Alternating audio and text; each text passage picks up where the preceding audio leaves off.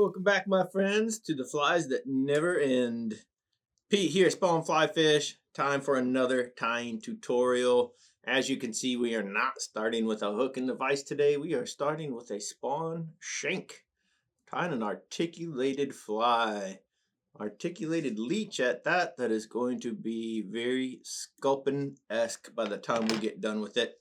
So this is a 15 millimeter shank. I'm simply going to get right into it and tie that arm down. Don't need anything attached to it. And so far, pretty easy. Let's start this with a spawn Polliwog tail. And this is the regular tan color. This is not the new chamois tan that we've been dyeing here. This is just a standard tan.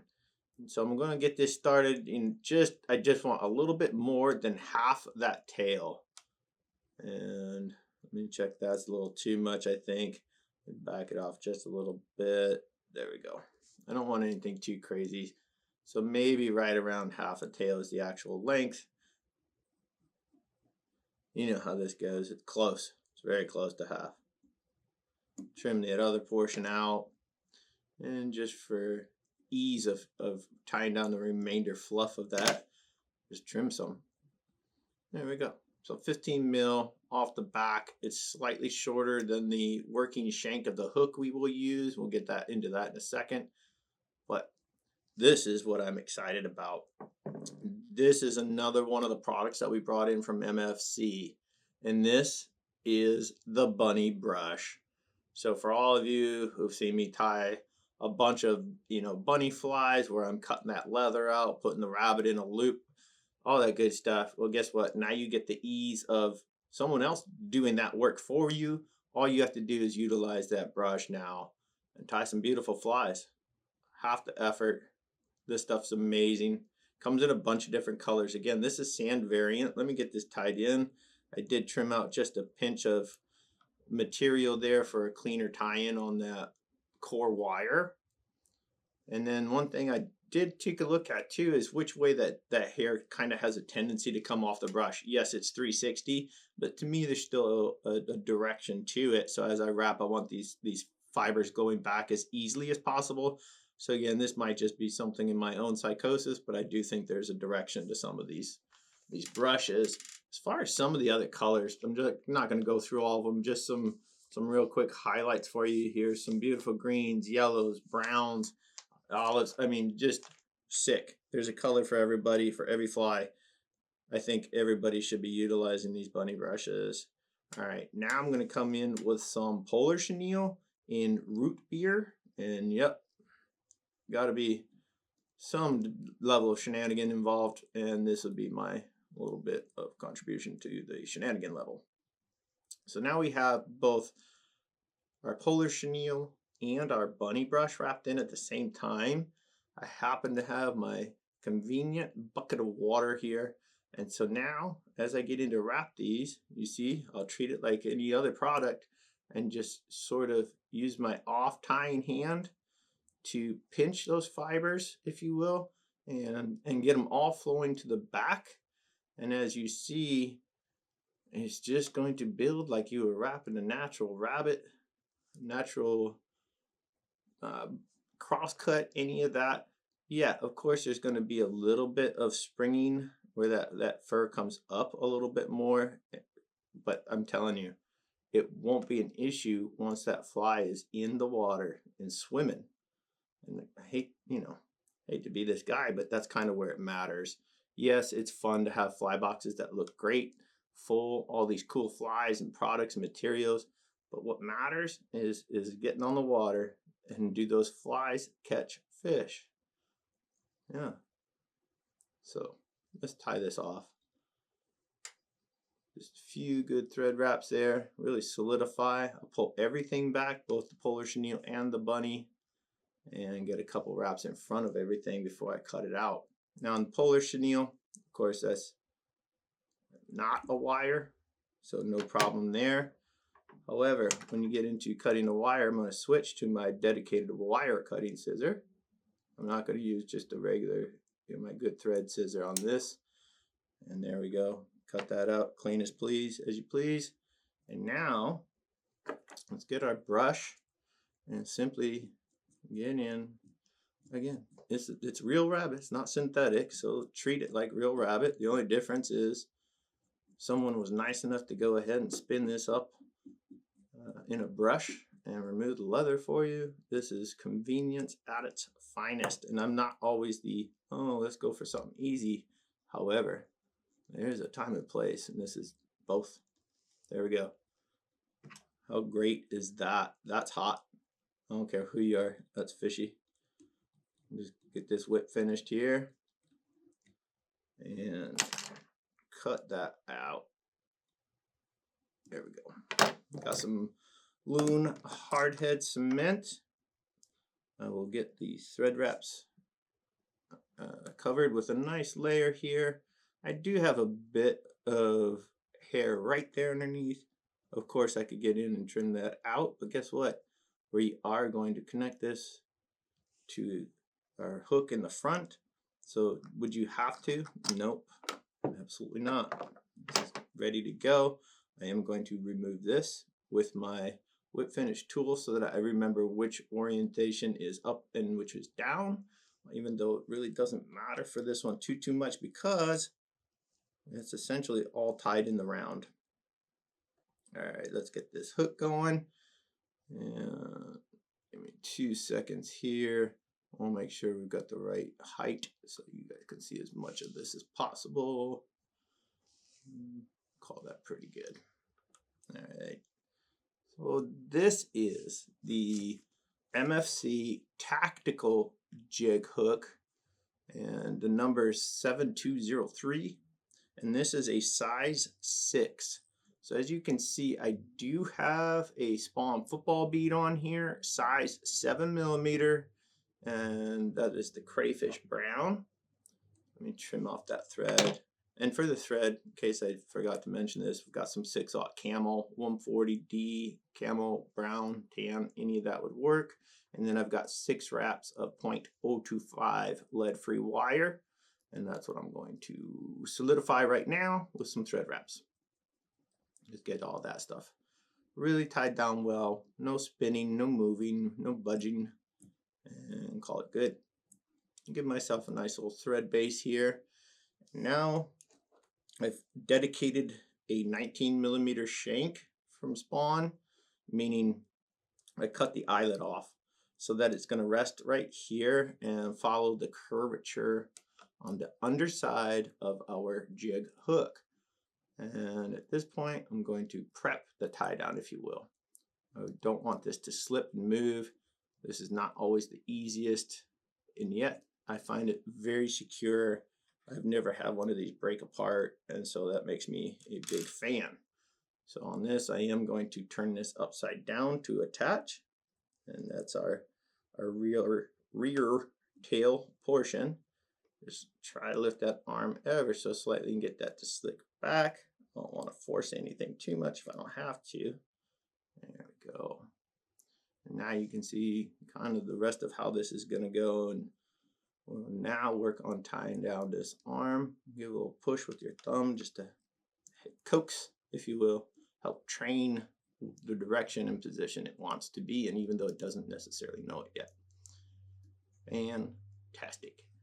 By all means, you can put some super glue on at this point too and really make sure nothing's going to budge on you. I'm feeling pretty good about that tie down though, so I think we just go with it.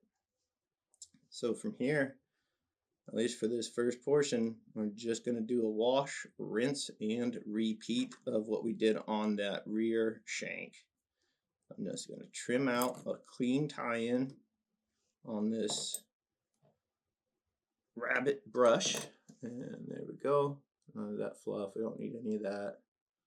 So there's our clean tie-in. There we go. Tie it in. Be aware of the end there where that wire sticks out, so you don't poke it on your finger, and 2, you don't cut your thread with it. And now going back to that polar chenille and Rootbeer, and let me just trim out the end of that as well and keep everything clean. And as far as this polar chenille, yes, you could sub in other flashy chenilles. PCUV would work, although it'd be a little bit beefy. I would stick maybe in this size range of the Polar Chenille, and anything I'd go, maybe brown would look good, be a little darker. You could obviously do black and really go darker. Anything that's going to cause a disruption, if you will, in that solid patterning of the rabbit is going to be what you're looking for, just to give it more interest, right? Break that monotony up a little bit. And as we go, again, just keeping that off tying hand active and coaxing these fibers back each time I go to take a wrap. I'm just going to fill up the rest of this fly, and we're going to go pretty much all the way to that bead. And looks like we got maybe another wrap here, and we'll be into it. That's great. So now come in, sort of clean out a tie off section. Again, get your fingertips wet. Get all those fibers wet. It'll help your control exponentially. And that's perfect right there. Let's get some very strong, very effective thread wraps right there behind the bead. Pull everything back and get a couple thread wraps in front. And now, again, we'll come in with our wire scissor. I've really got that chenille inside the rabbit, so we'll just make one cut. In theory, I might need a new wire scissor here soon. There we go. If you can see that tag end of the wire, by all means, just get in with your thumbnail, push it down. Let's fluff everybody out of there. Make sure nothing's trapped. Got all this beautiful rabbit. You don't want to leave it trapped in any of the wraps, because then it doesn't get to move and flow the way we need it to. And the rabbit knows what to do. Put it in the water. It knows how to move. You just can't hide it. And that's the only thing we're doing here, is releasing any of those fibers that had a chance to get caught. All right, at this point, let's slick all that goodness back. And you can see we are getting into something very sculpin-y at this point. Really solidify there, get everything tied down very strongly. That's pretty buggy. It's very sculpin-y. Let's finish it with one more little move here, just to sort of bring it all together. At least for me it does. I do like a little contrast point. Not always necessarily a hot spot, right? Even though the effect is close. What we're doing here is we're going to add a touch of realism, as well as another one of those, again, break up that monotony of a solid color. So let me just throw in a quick loop. I know we did all this to avoid a loop by using that rabbit, but guess what? It's still going to sneak in a loop on you. Close the loop, bring it up, ready to go. I'm going to open that loop back up with those 3 twists.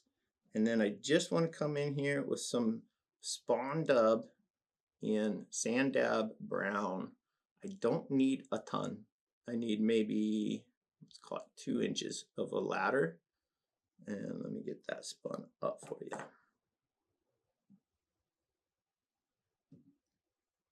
Again, nothing crazy. And yes, you could come in and veil some dubbing, finish this a bunch of different ways, but you'll see what I'm going for, I think, here in a second. Spin it up, brush it out, and we are ready to wrap this stuff. Again, this is Spawn Dub. I will get this to condense as I wrap. And again, just a touch of moisture on those fingertips goes a long way. I don't know about you, but I really like having just this darker head area, especially on some sculpin patterns, and not necessarily looking to push a bunch of water with this. I'm just looking for that color separation, if you will, give it a little bit more character and a realistic look. There we go. Pull that back on the tag end of that loop. Now we can safely cut it out. Nothing to it. One more time, however, with our brush, and this again is one of those steps. It's not everybody's favorite, but to me you're not doing your fly full justice if you're not releasing any of those trout fibers. Everything flows better, gives your fly a better finished look in the box, and by all means it definitely looks better in the water when it's swimming the right way. The fish will thank you. All right, time for everybody's favorite whip finish, and there's one of them. Let's put a second one in there just for good measure, and then we will be ready to cement. There we go. I love that. See, right in there, no question about it. So back to the Loon hardhead clear. We are all but done. Now, if you guys fish in an area where your sculpins have more olive tone and dark black, dark brown, there's definitely a bunny brush for that. Jump on our site, check them out.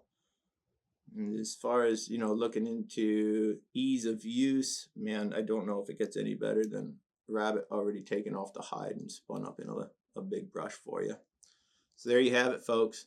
We've got the Bunny Brush from MFC as well as the Tactical Jig, and that is a deadly, deadly bunny sculpin right there for you. So if you guys enjoyed this like I did, by all means, please hit the like button, please hit subscribe, and we will see you all on the water.